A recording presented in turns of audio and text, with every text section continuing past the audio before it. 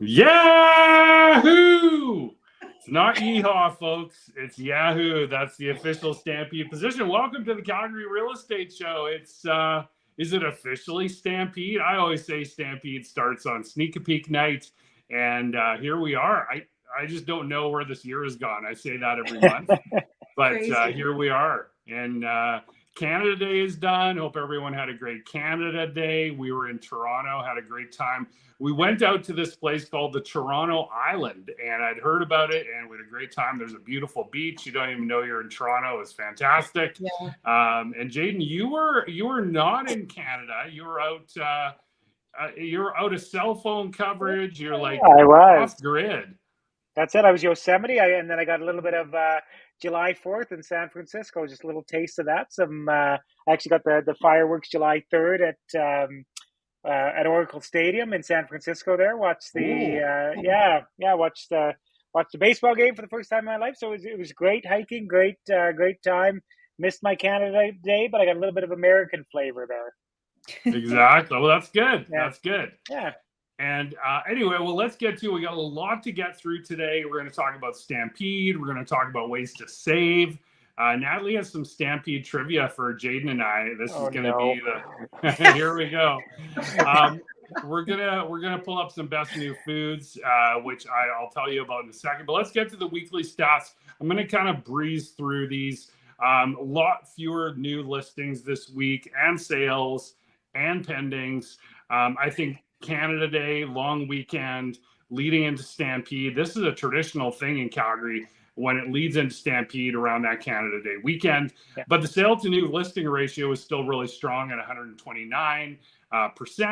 116 price reduced, which is down, back on market of 59, days on market of 21. Active detached and total active both decreased from the week before. And again, if you've never seen the show before, we don't include pending listings. That's just a me thing. I think those are not available to actually purchase. So we don't include pendings. All right, let's go to the time machine, Natalie. All right, time machine. Last year, this week, we had 497 sales. This week, 589 sales. So we're up 18.5%. New listings, however, last year, 729, this year, 685. So we're down 6% of new listings this week. Actives are down 37%. That is bananas. Yeah. And days on market is down 25% from 28 days last year to 21 this year. Yeah, so I mean, our first almost full week of July is really echoing what we saw in June, and we are going to get to that June recap here at the end of the show today. And Jaden, over to you. Yeah, it's the same bad news. It's just everybody comes to me for the doom and gloom lately on this section, and honestly, it's been a heck of a week. It's we're leading up to a rate decision next week. On whether there will be a rate hike or not for those variable clients and people who have lines of credit and things like that.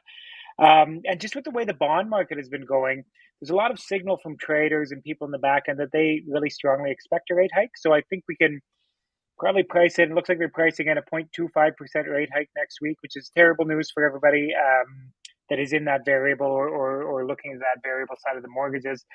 I continue to be a firm believer that, all of the data in the back end, in terms of a lot of the economic things happening in the back end show us that next year we're very likely going to be in a recession and probably looking at deflation, which will have huge downward pressure on interest rates. But, I talked to somebody today and they said, looking at these interest rates, man, I wish, I chickened out. I wish I bought last year.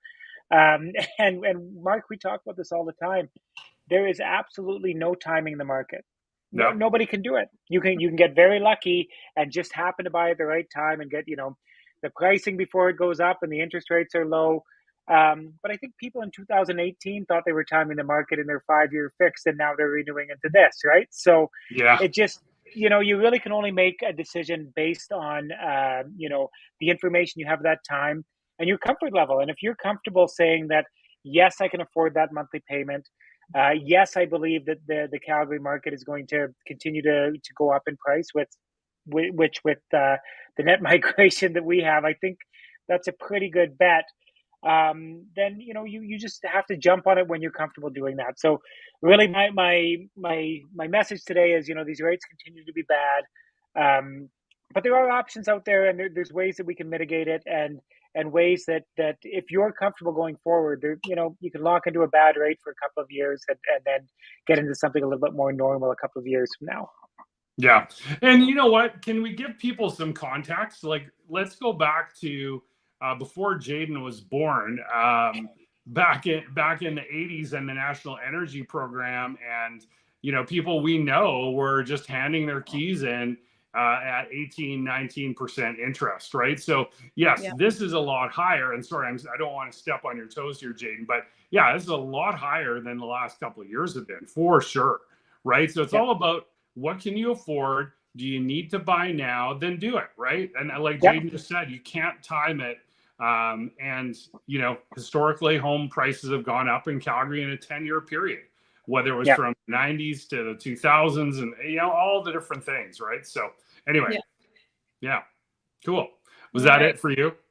Yeah, that's it. And just I'm totally in agreement with you on that. The one thing I'll say about the 1980s, to take a little bit of sting off of that, we're not heading back towards there, because household debt is so much higher than it was then, that it would just totally, if we had 15-18% interest rates, we got bigger problems than just the interest rate on your house. So we're an imploding economy by that point, right? So exactly.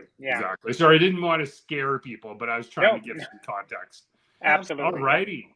Are we on to the Stampede kind of trivia, the fun facts? Yes, the Stampede fun facts. Okay, guys, I'm giving you 2 seconds to answer each question. If you don't get it, then I'm answering for you. Okay. All right. How many visitors attend the Stampede every year? 1.5 million. What did you say, Jayden? 1.5. It's 1.1 to 1.2. You're right, Mark. 120,000 people a day attend. 400,000 people attend the parade. That's pretty good. Yeah. How many mini donuts are eaten each year? I'm going to say 100,000. What about you? Come on, like 3 million. Okay, so Jayden's closer this time. It's actually over 2 million. What? And they are the yummiest thing in the world. Actually, 2015 was the 50th anniversary of the first mini donut at the Calgary Stampede. Oh, wow. There you go. Next one. When was the first pancake breakfast, and who started it? That was 100 years ago. Yes, it was 1923. So the whole thing was that Guy Wiedeck, who was one of the big four founders of the Stampede, was introducing chuck wagon racing that year. So he wanted to drum up interest in it. So he got one of the drivers named Jack Morton to make pancakes out of the back of his chuck. And that's how it started. And it's the longest running tradition in the Stampede. Now, this picture I have of the old timey picture, this is actually from the very first Stampede breakfast. That is not Jack Morton, that hobo looking guy. It's some other guy.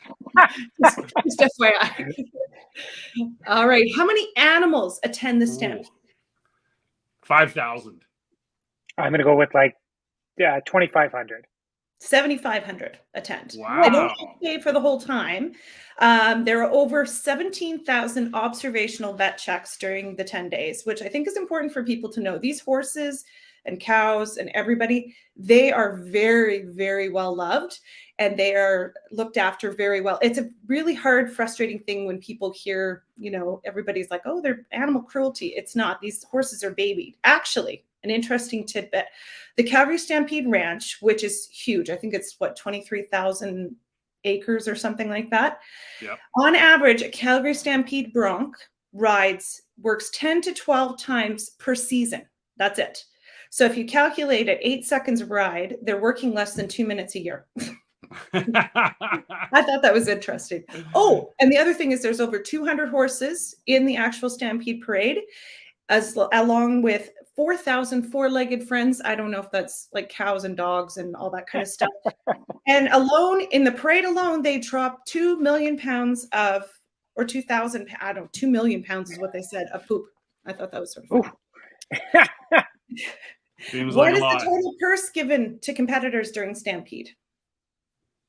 Oh, I feel like Mark's got a leg up on all of these. I'm going to say. I think he does, because he saw this I'm earlier. going to say 5 million. No. Well, I know it's I know it's 185 per competition. So I'm going to say the total purse with chuck wagon. Are we talking about rodeo or just chuck The whole wagons? thing to all the competitors. 3 million. No, it's 1.85. Still Okay. a lot of money. It is the largest outdoor rodeo on the planet, so it's pretty cool. Yeah. And that's all I got for you guys. All right. Okay, so let's roll. Here's some, I'm going to go through these real quick. I don't actually know that the Stampede Bucks are still available at your local Costco. If you're there, check it out because you get a deal. You can buy $50 for $39.99. That gets you, you can buy most things at Stampede with that, except for the all-day pass. Let's talk about the free admission days or lower cost admission days. So Sneak a Peek is tonight. You get half off gate admission. So Friday, so tomorrow, if you're at the parade or you're not, there's free admission from 11 to 1:30. And then Sunday is Tim Hortons Family Day, free admission until 11. Tuesday is TC Energy Community Day, free admission from 10 to 2. And then Wednesday is BMO Kids Day, free for kids all day, 12 and under. And then everyone is free until 10 a.m. So there are a lot of ways to either lower your costs or get in for free for Stampede this year.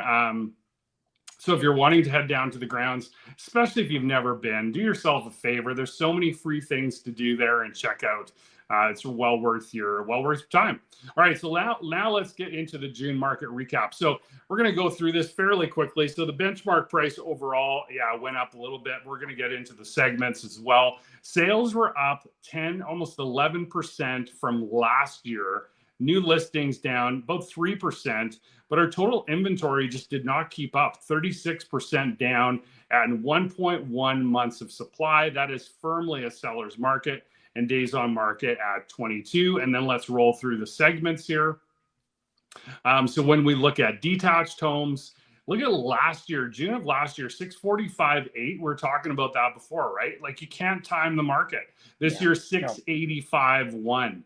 That is a 6% increase year over year. Then semi-detached, same thing, 2% and 3%. So 2% up from last month, 6% up from 2022.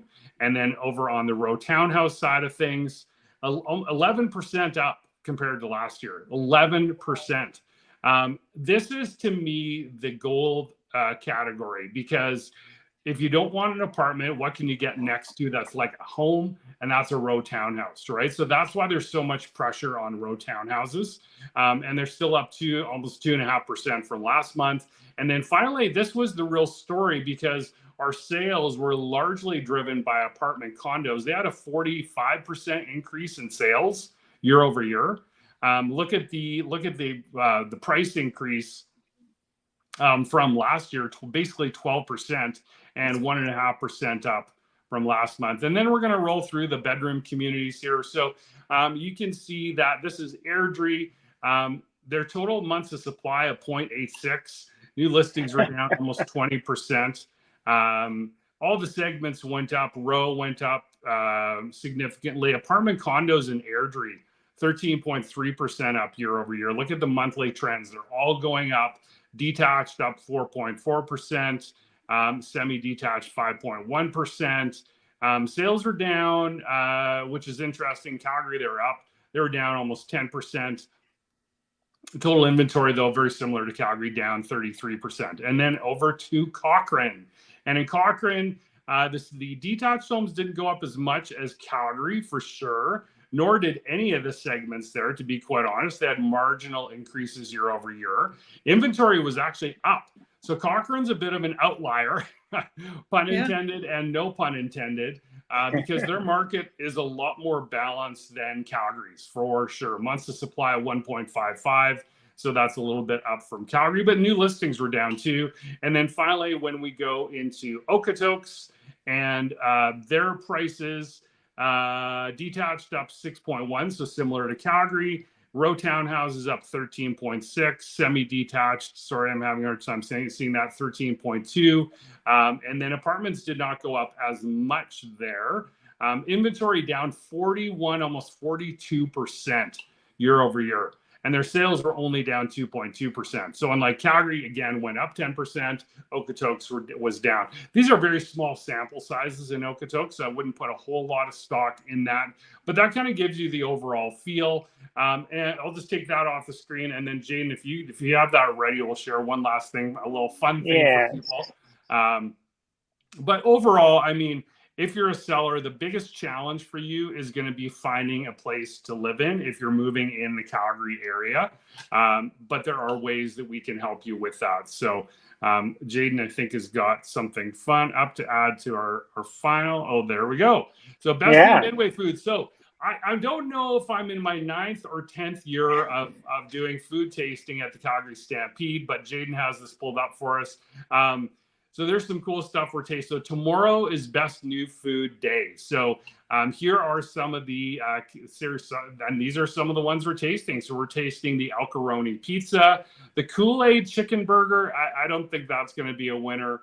I'm not going to lie. Those deep fried Dad's cookies. I'm so looking. Natalie's joining me tomorrow. So let's scroll down a little bit. I'm wearing a comfy dress. Yeah. Yeah.